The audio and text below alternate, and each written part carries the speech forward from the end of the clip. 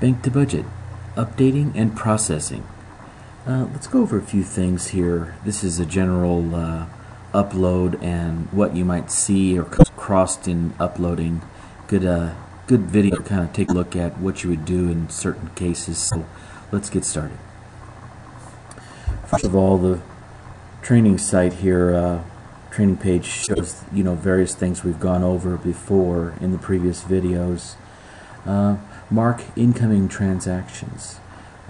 The adjustable date. Okay, this is a date field that is up to you to define, and of course in this verbiage here you'll see that sometimes you delay paying a bill that you really want to be posted in another month or something of that nature.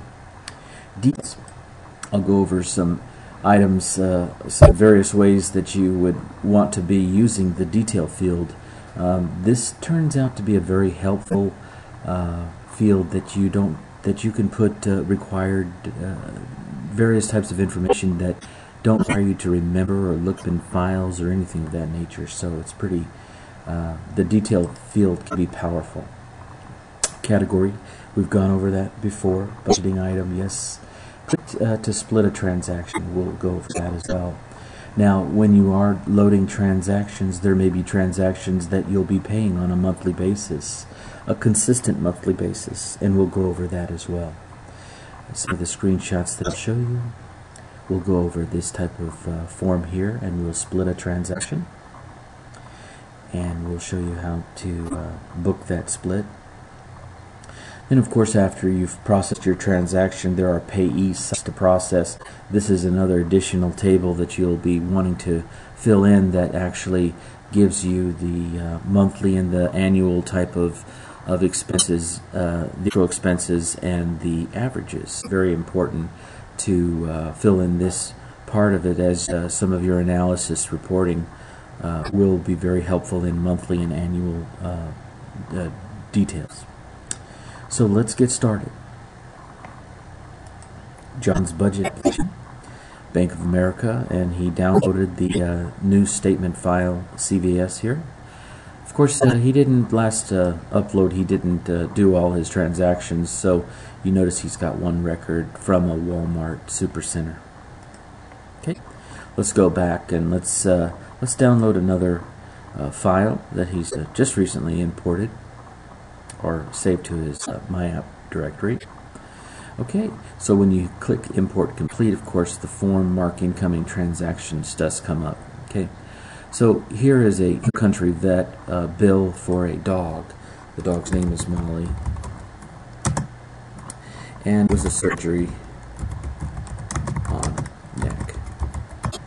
Okay, and at this point, John's got medical dad and mom. They want to put medical dog if on in the future, but at this point we'll just use the we'll use one of the medical fields just as a sample. Now if you notice, there's normally marked as there are no fields in here because this is the first time that this vendor has been put into your transaction, into your database. Okay.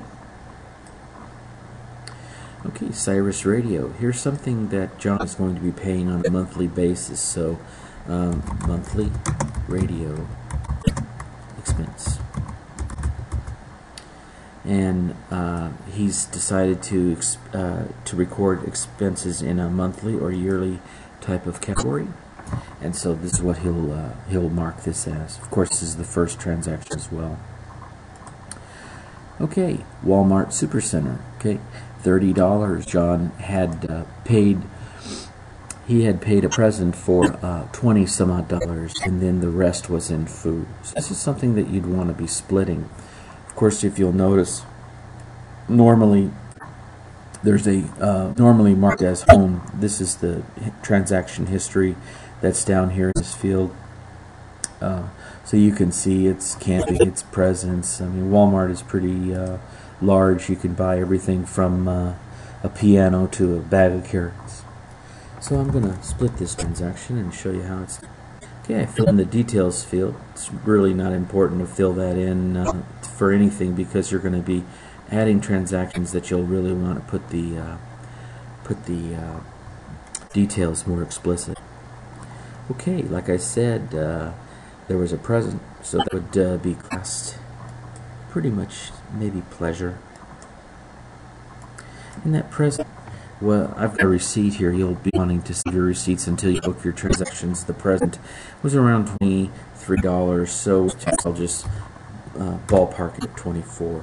Okay, present for Dan. Okay, is it in budget or is it not? Probably not. It's not done on a consistent basis. Okay, so you booked $24 out of 30. Refresh for a remaining amount. You'll see that it gives you the remaining balance up here when you do this. So at this point you'll want to go ahead and just say, let me see, is it groceries? Yeah. So $6.28. And this doesn't need to be entered in as a negative field. Let's say, so this is food. And food, yeah, is a budgeted item. Refresh for remaining amount. You'll see that you come to 0 and you can process transactions. You're able to go over the amount of the transaction here, so it's good to use the refresh field here. Process transactions. Okay, we had 3 records. The last record showed a split.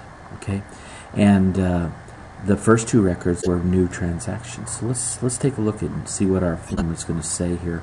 No more transactions to process. They're all processed, but new payee sites to process.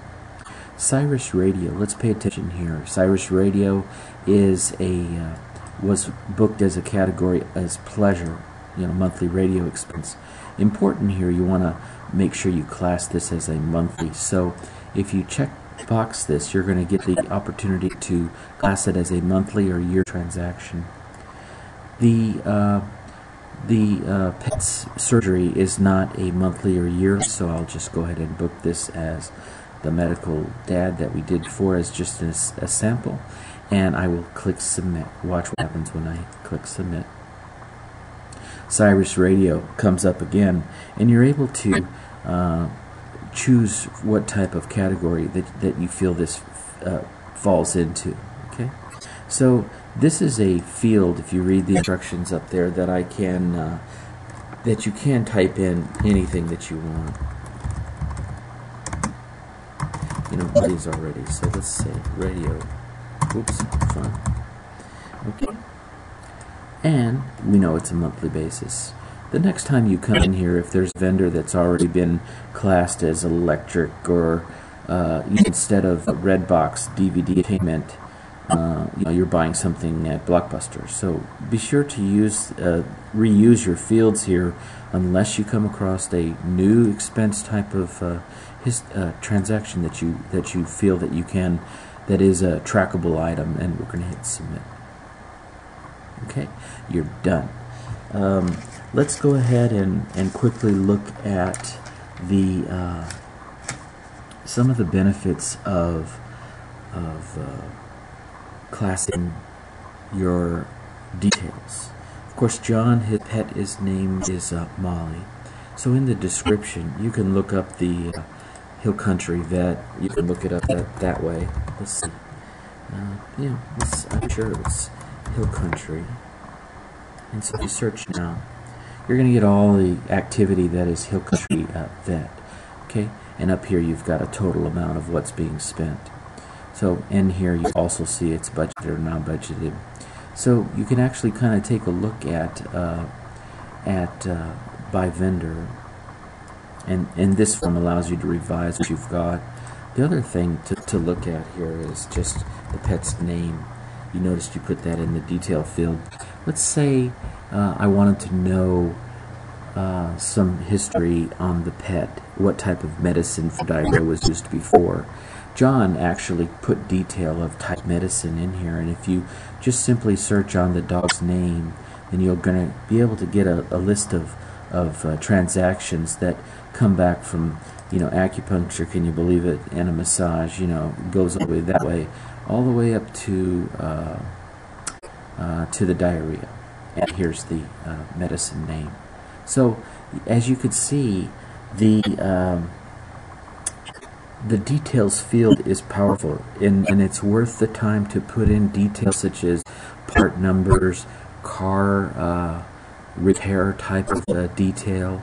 Very important, like the car broke down right after you put the car in for you can keep paper copies of files, but you'll notice when you start classing things and logging things in the database, you're going to notice that you're going to come up with a lot more data very quickly, and this data will be important to you.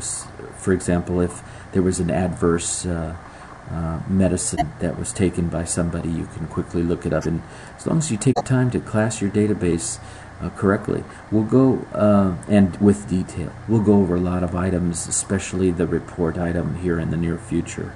I mean in the following videos.